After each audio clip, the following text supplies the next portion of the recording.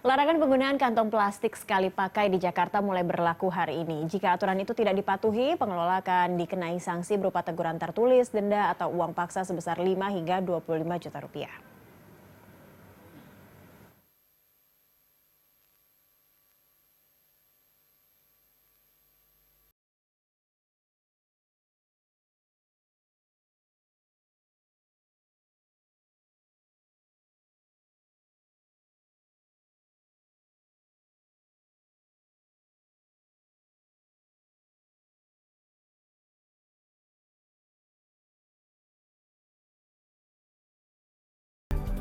Ya, oke. Ini Bu Ellen, waktu kita ternyata untuk membahas topik yang penting ini tidak terlalu panjang sayangnya ya. Tadi kalau kita lihat Pergub sudah mulai dijalankan hari ini, tapi sebenarnya tidak hanya Pergub saja yang seharusnya kenceng gitu istilahnya, tapi ada hal-hal yang juga perlu diterapkan di masyarakat kita. Nah, Ibu dari asosiasi sendiri mungkin yang tidak mau menjadi pihak yang jangan salahin pusat perbelanjaan atau tenannya aja terus dong gitu. Mungkin apa yang sebenarnya harus bisa dilakukan bersama-sama kita semua supaya Pergub ini bisa berhasil?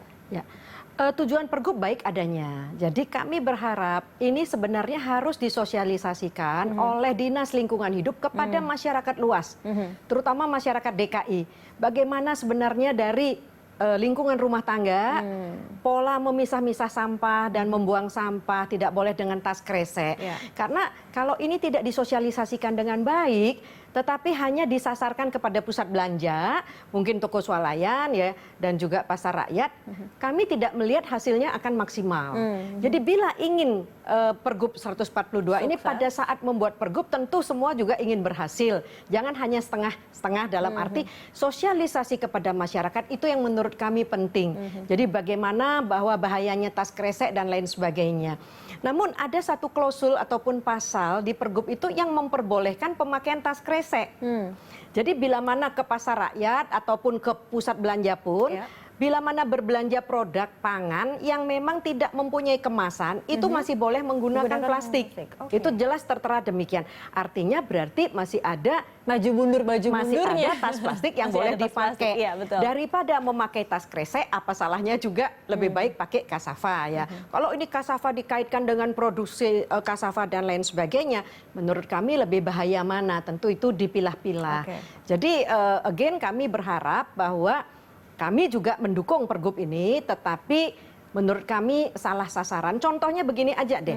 Sekarang semua kita pakai masker kan? Ya. Kalau saya di mall semua saya keluar harus pakai masker. Kemudian kalau ada yang tidak pakai masker, itu kalau Satpol PP datang, kemudian langsung ditangkap, itu bukan ditegur. Kalau dari mall kita hanya menegur karena sosialisasi. Tetapi itu denda 250.000 per orang. Katakanlah misalnya kalau ditemukan ada tas plastik, itu apakah langsung tadi kalau katakanlah ditemukan ada yang memakai masker, dendanya kan kepada orang yang memakai, itu edukasi namanya. Tetapi kalau dendanya dikenakan kepada ini mallnya si A, ya toh ditemukan begini, dia yang harus membayar dendanya. Ya ini sama kalau kita samakan dengan masalah yang tadi tas plastik, yang dendanya tidak bertanggung jawab. Iya, gitu jadi ya, Bu, itu ya? tidak akan mendidik.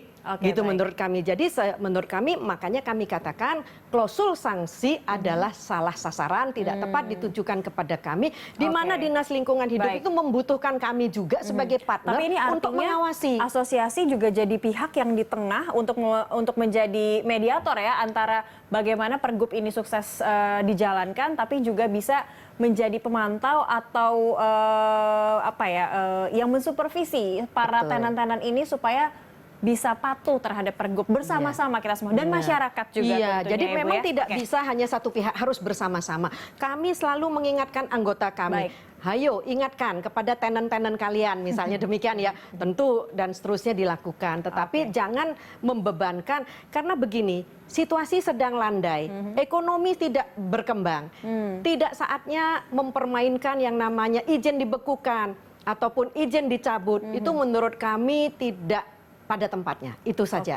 Oke. Jadi semuanya sama-sama bisa merealisasikan Pergub ini, tapi juga tidak merugikan satu pihak saja begitu ya. Baik, terima kasih banyak Bu Ellen Hidayat telah bergabung bersama kami siang ini. Semoga Pergub ini benar-benar bisa terrealisasi. Jadi kita tidak lagi menggunakan plastik, semuanya serba ramah lingkungan ya. Baik, ya pemirsa, demikian Lunch Talk hari ini. Atas nama seluruh kerabat kerja yang bertugas, saya Cakri Milan mengucapkan terima kasih atas kebersamaan Anda. Sampai jumpa.